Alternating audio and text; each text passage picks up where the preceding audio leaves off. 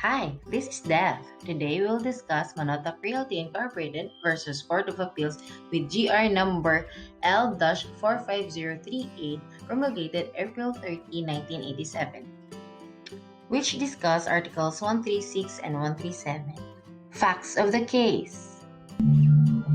Clara Tabunting was the owner of the subdivision where the respondent was residing on, on the condition that he would eventually buy said lot.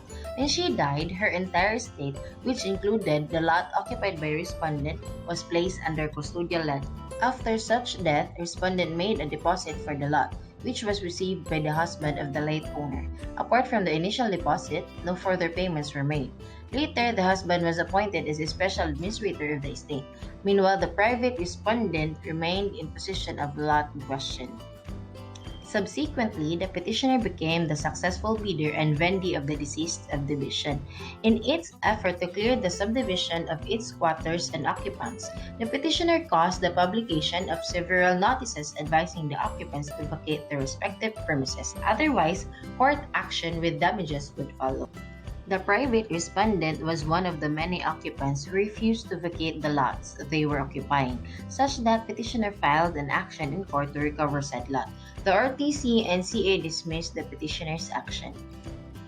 Issue: whether or not it is within the capacity of the husband of the deceased to dispose of the lot. Ruling: no, it is not. The decision appealed from is reversed and set aside. According to Article 136 and 137 of the Civil Code of the Philippines, the wife retains the ownership of the paraphernal property. The wife shall have the administration of the paraphernal property, unless she delivers the same to the husband by means of public instrument, empowering him to administer it. In this case, the public instrument shall be recorded in the Registry of Property.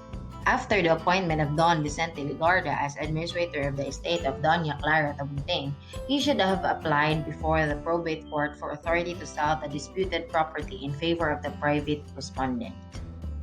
If the probate court approved the request, then Don Vicente Ligarda would have been able to execute a valid deed of sale in favor of the respondent. Unfortunately, there was no effort on the part of the administrator to comply with the rule of procedure nor on that of the respondent to protect his interest or to pay the balance of the installment to the court-appointed administrator. Thank you. Have a nice day.